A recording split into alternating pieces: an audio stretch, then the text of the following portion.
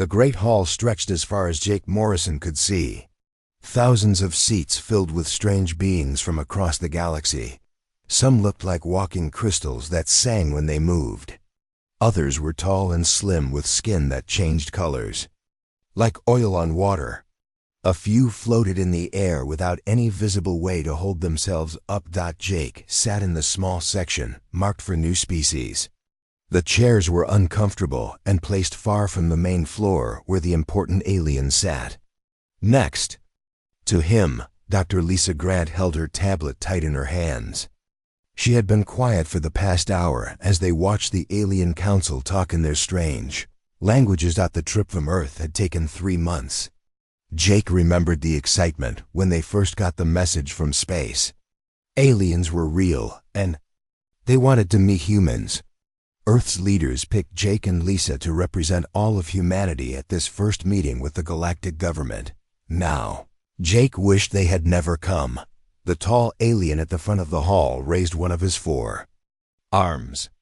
His skin was blue and covered in small scales that caught the light. When he spoke, a machine changed his words into English that Jake could understand. "We will now hear the final judgment about the humans from planet Earth," the alien said. His voice sounded like music, even through the translator. Jake felt his stomach drop. This was not supposed to be a trial.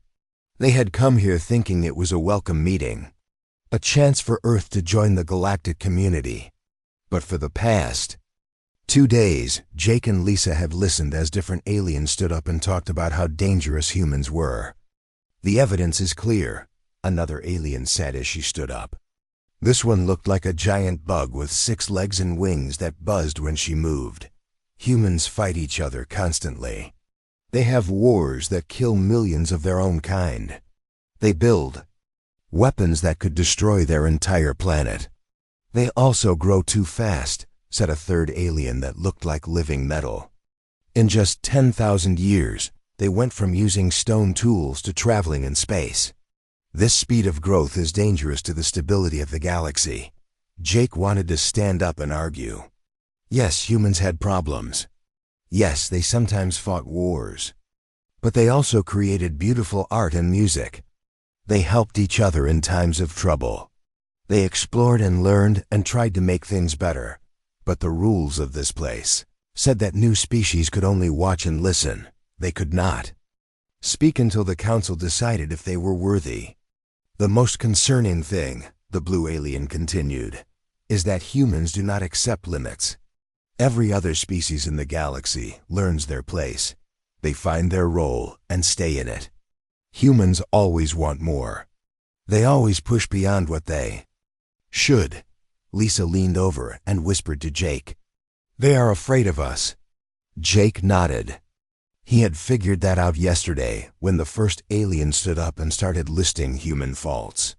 These beings ruled the galaxy by keeping everyone else in their proper place. Humans did not like staying in one place. The floating aliens made a sound like wind chimes. Their representative spoke in a voice that sounded like singing. "We have seen species like this before. They grow too fast and want too much. They upset the balance that keeps peace in the galaxy. The last species like this had to be stopped before they could spread their chaos. What happened to them?" Jake whispered to Lisa. Lisa looked at her tablet where she had been taking notes. "I think they were destroyed," she whispered back. The blue alien raised his arms for silence. "The Galactic Council has made its decision. The species known as humans are too dangerous to be allowed free movement in the galaxy. They will be contained within their home system. Any attempt to leave will result in the termination of their species." The hall filled with sounds of agreement from the alien delegates. Some sang, others clicked or buzzed, and a few made sounds like breaking glass. But they all seemed happy with the decision. Jake felt cold. They were going to be prisoners on Earth, and if they tried to leave, every human would be killed. Furthermore, the blue alien continued, "We will place monitoring stations around the human system. We will watch them to make sure they do not develop technology that could threaten galactic peace. If they do, we will take action. Lisa grabbed Jake's arm. Her face was pale. They are going to watch us like animals in a zoo, she whispered. The formal ceremony continued for another hour. Different aliens stood up and talked about how wise this decision was. They spoke about protecting the galaxy from the human threat. They congratulated themselves for stopping a dangerous species before it was too late. Jake barely listened.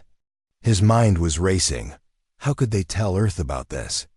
How could they explain that humanity's first contact with aliens had ended, with their entire species being sentenced to stay forever in their own solar system?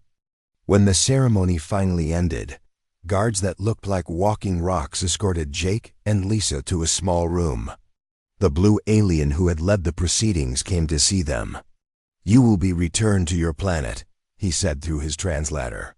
"You will tell your leaders about our decision. Any attempt to build ships that can travel between stars will be met with force. What if we refuse?" Jake asked. The blue alien's scales changed color from blue to dark red. "Then your species will be eliminated. We have done this before. We will do it again if necessary." After the alien left, Jake and Lisa sat in silence for a long time. Finally, Lisa spoke. "Jake, there is something I need to tell you. Something I was not supposed to say unless this happened." Jake looked at her. "What do you mean?" Lisa looked around to make sure they were alone. Then she leaned close and whispered, "The Council's information about Earth is wrong. Very wrong. And by the time they find out the truth, it will be too late to stop us." Jake stared at her. "What are you talking about?" Lisa smiled for the first time in days. "Did you really think Earth would send just 2 people to the most important meeting in human history without a backup plan?" 3 weeks later, Jake Morrison stood in a room that did not exist on any official map. The underground facility stretched deep beneath the mountains of Colorado.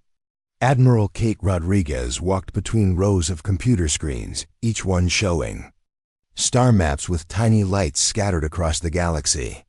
"Welcome to Shadow Command," Admiral Rodriguez said as she stopped in front of Jake and Lisa. "This is where we have been preparing for exactly what happened at the Galactic Council." Jake looked around the huge room.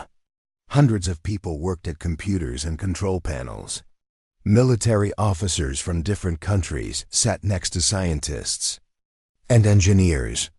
Everyone wore the same gray uniforms with no country flags or name tags. "How long has this place existed?" Lisa asked.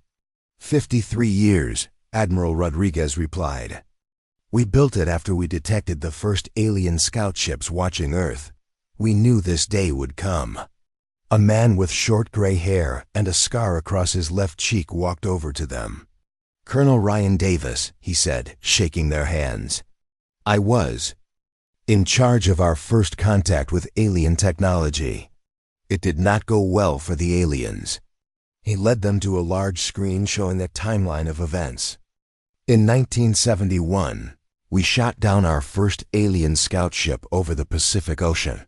The crew died in the crash, but we recovered their technology. By 1975, we had learned how to copy their engines. By 1980, we had built our first ship that could travel faster than light." Jake stared at the screen. "We have had space travel for 40 years. Not just space travel," Colonel Davis said with a grin. "We have had colonies on other planets for 30 years. The Galactic Council thinks they just discovered us, but we have been living in their galaxy longer than some of their member species." Admiral Rodriguez pressed a button on her control pad. The main screen changed to show a map of nearby star systems. Green dots appeared on dozens of planets around different stars. "Each green dot is a human colony," she explained. "We have over 200,000 people living on 47 different worlds. They have been there for decades, building cities and factories while staying hidden from alien patrols." Dr. Susan Blake walked over from her computer station. She was a small woman with thick glasses and hands stained from working with strange materials. "The aliens made a big mistake when they started watching us," she said. They thought they were being careful, but they left traces of their technology everywhere they went. She held up a small device that glowed with blue light. This is a piece of their faster-than-light engine. We found it in the wreckage of a scout ship in 1973. It took us 2 years to figure out how it worked. It took us 5 more years to make it better. Better how? Jake asked. Our ships can travel 3 times faster than theirs, Dr. Blake said. Proudly, we also learned how to hide from their sensors. They can detect their own technology, but they cannot detect the improvements we made. Colonel Davis activated another display. Operation Diaspora began in 1985. Every year, we sent more families to new worlds. Each colony was built to look like a mining operation or a research station. Nothing that would make the aliens suspicious. The families volunteered to go. Admiral Rodriguez added, they knew they might never see Earth again. But they also knew they were securing humanity's future among the stars.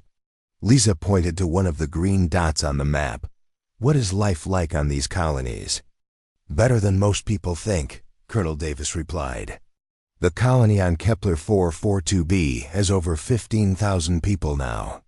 They have farms, schools, factories, and even a small university. The children born there have never seen Earth, but they are still human. A young officer ran over to Admiral Rodriguez with a message pad. She read it quickly and smiled. Excellent news. The colony at Wolf 359 just finished building their new shipyard. They can now produce 12 ships per month. Jake felt dizzy. How many ships do we have, currently operational? About 800, Admiral Rodriguez said casually. But that number goes up every week. Each colony has been building ships, while pretending to mine asteroids or study planets. Dr. Blake pulled up another screen showing technical drawings. The aliens think they know everything about space technology. They have been using the same basic designs for thousands of years. We have only been working with their technology for 50 years, but we approach problems differently. She pointed to a ship design that looked nothing like the alien vessels Jake had seen at the council. This is our newest class of ship. It uses alien faster-than-light technology combined with human engineering. The result is a ship that can outrun, outfight, and outlast anything in the Galactic Council's fleet. There's something else, Colonel Davis said. We have not just been building ships and colonies. We have been watching them. Every major alien world has human observers. We know their military strength, their political structure, and their technology better than they know ours. Admiral Rodriguez walked over to a communications station. The message we received from the Galactic Council was not a surprise. We have been intercepting their communications for 20 years. We knew they were planning to contain us long before they made their official decision. So what happens now? Jake asked. Now we activate Operation Prometheus, Admiral Rodriguez replied. Every human colony in the galaxy will receive the same message at the same time. They will stop hiding and reveal themselves to the aliens. The Galactic Council will learn that their containment order came about 30 years too late. She turned to face Jake and Lisa directly. You two have an important job. You will return to the Alien Council as planned. You will tell them that Earth accepts their decision. But while you are keeping them busy with negotiations, our colonies will be showing the galaxy that humans are already everywhere. Lisa looked at the star map with all its green dots. The aliens are going to be very angry when they find out. Colonel Davis laughed. They are going to be more than angry. They are going to be terrified. Because they will realize that while they thought they were watching a primitive species, that species was actually studying them and preparing for war. Admiral Rodriguez pressed a button on her console. Activation message prepared and ready to send on your command. Send it, Jake said firmly. All across the galaxy, on dozens of hidden human colonies, people received a simple message that would change everything. This is Shadow Command. Operation Prometheus is now active. Stop hiding. Show them who we really are. Beth Carter was cleaning her workshop when the message came through. The quantum communicator hidden behind her tool cabinet suddenly came to life with a soft blue glow. She had been waiting for this signal for 15 years. This is Shadow Command. Operation Prometheus is now active. Stop hiding. Show them who we really are. Beth smiled and walked to her window. Outside, the city of New Denver stretched across the valley of Kepler 442b. 15,000 humans lived here, and most of them had no idea they were about to make history. They thought they were just colonists on a distant world, mining valuable metals and growing food in underground farms. They had no idea their mining equipment could transform into weapons factories in 6 hours. Beth activated her emergency communicator and sent a message to every department head in the colony. Code Prometheus. All department heads to the command center immediately. Across the colony, people dropped what they were doing and ran to their assigned positions. The school teacher who taught children about Earth history was actually a military communications expert. The farmer who grew vegetables in the hydroponic center was a weapons engineer. The doctor who treated minor injuries was a former Space Fleet commander. In the command center, hidden 3 levels below the colony's main administration building, Beth watched as her people quickly changed from colonists to soldiers. The walls slid away to reveal weapon racks, armor storage, and tactical displays that had been waiting in darkness for years. Status report, Beth ordered as her department heads arrived. Mining facilities are converting to weapons production, reported Pete Johnson, who everyone thought was just a maintenance worker. We will have our first batch of plasma rifles ready in 4 hours. Shipyard activation is proceeding normally, said Amy Foster, the colony's supposed communications officer. The asteroid mining ships are dropping their fake outer hulls now. We will have 12 fully armed warships ready for launch in 8 hours. Beth nodded and activated the main display.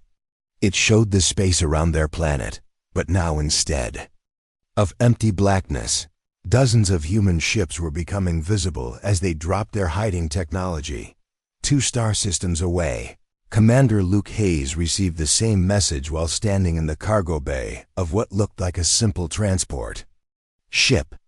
But when he pressed a hidden button, the walls fell away to reveal a warship 3 times larger than anything the Galactic Council had ever built. All hands, this is the commander, Luke announced over the ship's communication system. Operation Prometheus is now active. Battle stations. The ship that had been pretending to carry mining equipment suddenly bristled with weapons that could destroy an entire alien fleet. Its engines, which had been running at 1% power to look slow and harmless, now powered up to full strength. Luke looked at his tactical display and smiled. 47 other ships just like his were powering up across the galaxy. Each one had been hiding in plain sight, pretending to be cargo ships or research vessels while actually carrying enough firepower to level a planet. On the research station orbiting Tau Ceti, Dr. Amy Foster was busy at work in her laboratory when the activation message arrived. For 12 years, she had been sending the aliens reports about human scientific research. The reports were real, but they only told half the story. While she told the aliens about human progress in medicine and agriculture, she did not mention the weapons research.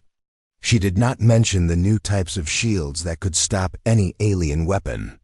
She did not mention the gravity bombs that could crack a planet's crust. Amy activated her secret communication array and began sending messages to every human ship and colony in the galaxy. But she was not using normal radio signals that the aliens could detect. She was using quantum entanglement, a technology that sent messages instantly across any distance without leaving any trace. All units, this is Intelligence Center Alpha, she broadcast. Alien fleet positions and strengths are as follows. For 20 years, Amy and her team had been tracking every alien military ship in the galaxy. They knew where each fleet was located, how many ships it contained, and what weapons it carried. They had been preparing detailed battle plans for a war the aliens did not even know was coming. Meanwhile, on a small moon orbiting Wolf 359, Pete Johnson was supervising the most important moment of his life. Hidden beneath the moon's surface was a factory complex that had been disguised as a research facility for geological studies. "Bring the shipyard online," Pete ordered his team. The moon's surface began to crack and split as massive doors opened, to reveal construction bays large enough to build ships the size of cities. For 15 years, these bays had been secretly manufacturing parts and storing materials. Now they would begin assembling the largest warships humanity had ever built. "First ship will be ready for launch in 72 hours, reported his chief engineer. "It will be armed with weapons the aliens have never seen and protected by shields they cannot break." Pete watched as automated systems began assembling the first of humanity's superships. Each one would carry enough firepower to destroy an entire alien battle group, and fast enough to outrun anything that tried to chase it. All across the galaxy, similar scenes were playing out on dozens of worlds and hundreds of ships. Humans who had been living quiet lives as miners, farmers, and researchers were revealing themselves as soldiers, engineers, and commanders of a secret military force. The aliens had spent months debating whether humans were dangerous enough to require containment. They were about to learn that humans had been preparing for galactic war longer than most alien species had been traveling between stars in the space around every major alien world.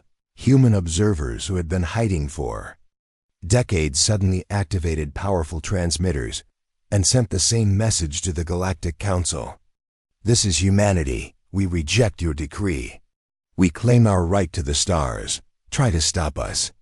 The message was broadcast on every frequency the aliens used for communication.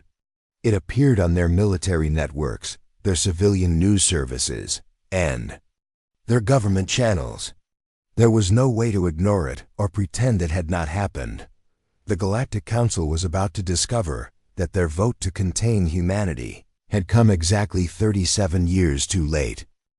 Council Military Coordinator Cephalon stared at the tactical display in complete shock.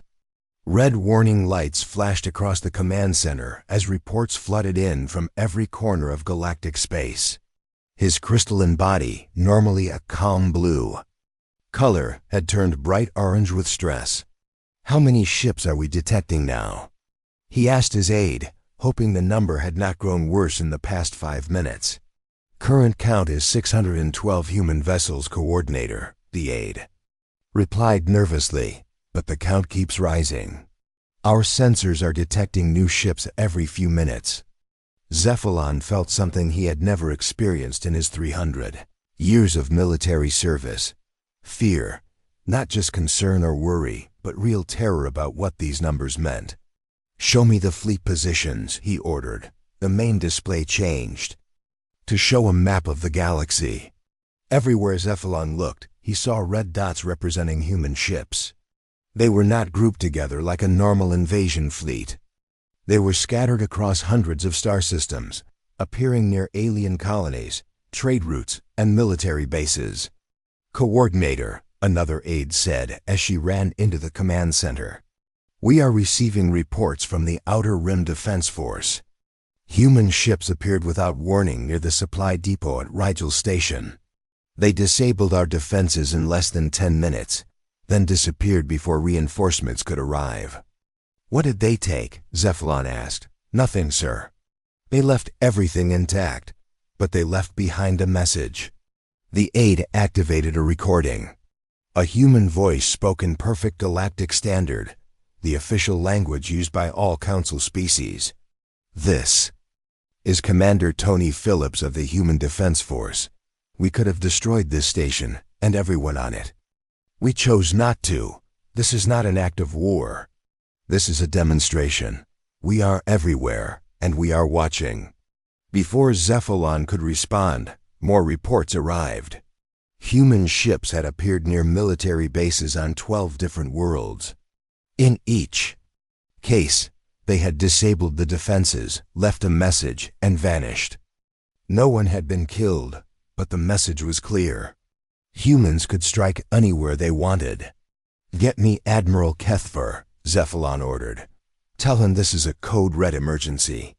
Admiral Kethver arrived within the hour, his tentacled form moving quickly across the command center floor. He had commanded the Council's military forces for over 2 centuries, and had never seen anything like the current situation. "Report," Admiral Kethver ordered as he examined the tactical displays. "The humans have revealed a hidden fleet of over 600 ships," Cephalon explained. "But that is not the worst part. Our technology analysts have examined the sensor readings from the attacks. Admiral, their ships are more advanced than ours." Admiral Kethver's tentacles went rigid. "Explain." "Their faster-than-light drives are 30% more efficient than our best engines. Their weapons penetrated our shields like they were not even there. And their cloaking technology is completely invisible to our sensors." Dr. Velinari of the Science Council appeared on the communication screen from her laboratory. Her insect-like features were twitching with excitement and fear. "Admiral, I have analyzed the weapon signatures from the attacks," she reported. "The humans are not using copies of our technology. They have created hybrid systems that combine our principles with innovations I do not understand." "What kind of innovations?" Admiral Kethver asked. "Their plasma weapons operate at temperatures we thought were impossible to control. Their shields use a form of energy manipulation that our physics says should not work. And their ship hulls are made from materials that appear to be stronger than anything in our databases." Admiral Kethver felt his confidence crumbling. The Council had ruled the galaxy for 10,000 years by maintaining technological superiority over all other species. If the humans had surpassed them in technology, everything would change. "There is more," Dr. Velinari continued. "I have been reviewing our surveillance records of the human home system. The humans we observed were using primitive chemical rockets and basic nuclear power. The ships we are seeing now are centuries ahead of that technology level. How is that possible?" Cephalon asked. "There are only 2 explanations," Dr. Velinari replied. "Either the humans developed this technology in secret while we were watching them, or the humans we were observing were not representative of their actual technological level." Security Chief Morden appeared on another communication screen. His energy-based form was flickering with distress signals. "I have disturbing news," he announced. "We have discovered evidence that humans have been living undetected on Council worlds for decades. We found hidden facilities on 17 different planets.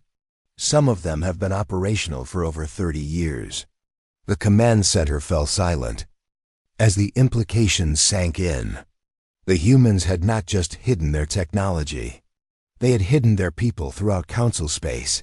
How many humans are we talking about?" Admiral Kethver asked quietly. "Conservative estimates suggest over 2 million humans have been living in Council space without our knowledge," Security Chief Morden replied. "They have been observing our military operations, studying our technology, and reporting back too. Their hidden command structure." Cephalon collapsed into his command chair. "They have been spying on us for 30 years while we thought we were spying on them." "It gets worse," Security Chief Morden continued. "The hidden facilities we found were not just observation posts. They were manufacturing centers, communication hubs, and weapons storage facilities. The humans have been preparing for war while pretending to be primitive." Admiral Kethver studied the tactical display showing hundreds of human ships scattered across the galaxy. This was not a spontaneous rebellion. This is the result of decades of careful planning and preparation. "Admiral," Dr. Velinari said from her screen, "I have one more piece of disturbing information. Based on the coordination we observed in today's attacks, The humans have a communication system that we cannot detect or intercept. They can coordinate actions across the entire galaxy in real time. Admiral Keffer realized the full scope of what they were facing. The humans had not just become a spacefaring species. They had become a galactic power while the Council remained completely unaware. "Contact the Council leadership," he ordered. "Tell them we need an emergency session." The vote to contain the humans was not just too late. It was irrelevant. The humans have already established themselves as a major galactic civilization, and they did it right under our noses. As alarms continued to sound throughout the command center, every officer present understood the same terrible truth. The age of unchallenged Council dominance was over, and it had ended before they even knew it had begun. Jake Morrison walked into the Galactic Council chamber for the second time, but everything had changed. The same thousands of alien delegates filled their seats, but now they watched him with fear instead of contempt. Gone was the small observation section for primitive species. Today, Jake stood at the main speaker's platform, where only the most powerful galactic leaders were allowed to speak. Behind him, massive holographic displays showed the truth that had shattered the Council's understanding of reality. Hundreds of human colonies scattered across the galaxy.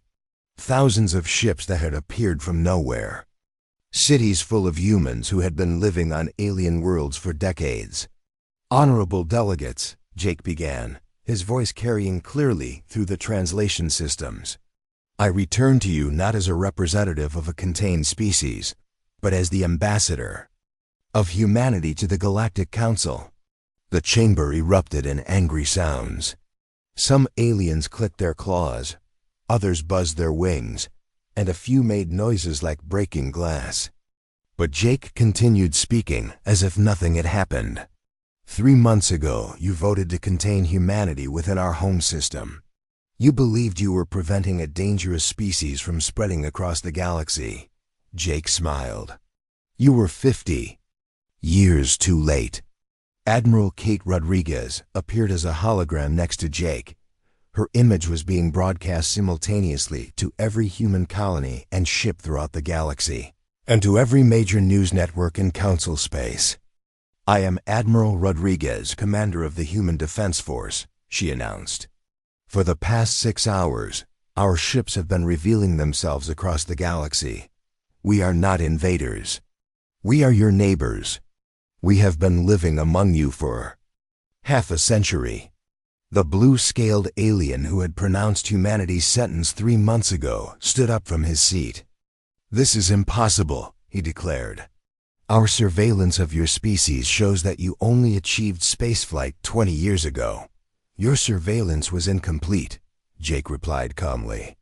"You observed 1 planet out of 48 worlds where humans live. You watched our public space program while ignoring our secret one. You saw what we wanted you to see." Dr. Susan Blake appeared as another hologram, surrounded by technical displays showing human technology. "While you were watching us launch primitive rockets, we were reverse engineering your own faster-than-light drives. While you thought we were discovering fire, we were improving your weapons and shields." She activated a display showing side-by-side comparisons of alien and human technology. "Your plasma cannons operate at 4,000 degrees. Ours operate at 7,000 degrees. Your shields can absorb 50 terawatts of energy. Ours can absorb 80 terawatts. Your ships can travel at warp factor 6. Ours can travel at warp factor 9. The chamber fell silent as the aliens stared at the technical specifications. Everything they thought they knew about galactic technology had just been proven wrong. "How many of you are there?" asked the floating alien whose species controlled most of the galaxy's trade routes. "Current population across all human worlds and ships is approximately 2 billion people," Admiral Rodriguez replied. "That number increases by several thousand every day as new children are born and new colonies establish themselves." Colonel Ryan Davis appeared as the next hologram. But numbers are not our greatest strength. Our greatest strength is that we approach problems differently than you do. You have ruled the galaxy for 10,000 years using the same methods, the same technology, the same thinking. We have been among you for 50 years, learning everything you know and then making it better. The insect-like alien who had spoken against humanity 3 months ago buzzed her wings in agitation. Even if everything you say is true, you are still outnumbered. The combined populations of all council species number in the trillions. You are thinking like conquerors, Jake said. We are not here to conquer anyone. We are here to take our place as equals in the galactic community. He activated another display showing trade routes, scientific research stations, and diplomatic facilities. For 30 years, humans have been contributing to galactic civilization. We have traded with your merchants, shared research with your scientists, and helped defend your borders against hostile forces. The only thing that changes now is that we are no longer hiding who we are. Dr. Amy Foster's hologram appeared with a display showing intelligence reports. We know everything about your military capabilities, your political structures, and your technological limitations. But we have not used this knowledge to attack you. Instead, we have used it to find ways to help solve galactic problems. She showed reports of human ships fighting alongside alien forces against pirate raids, human scientists working to cure diseases that affected multiple species, and human engineers helping to repair damaged space stations. The question before this council is not whether humanity is dangerous, Jake continued. The question is whether you will accept us as partners, or force us to remain hidden among you. The chamber buzzed with nervous conversations as alien delegates realized what Jake was really saying. Humanity was already everywhere. They could not be contained because they had never been contained. The only choice was how to deal with that reality. What do you want from us? Asked the blue-scaled alien who led the council. Recognition, Jake replied simply. We want humanity to be officially recognized as a galactic civilization with the right to travel, trade, and establish colonies throughout the galaxy. We want seats on the Galactic Council. We want to help shape the future of galactic civilization instead of hiding in its shadows. Admiral Rodriguez stepped forward. The age of human secrecy is over.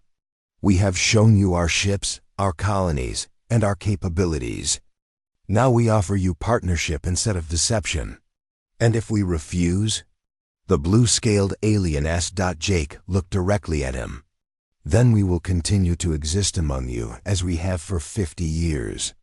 But it will be much more difficult to maintain.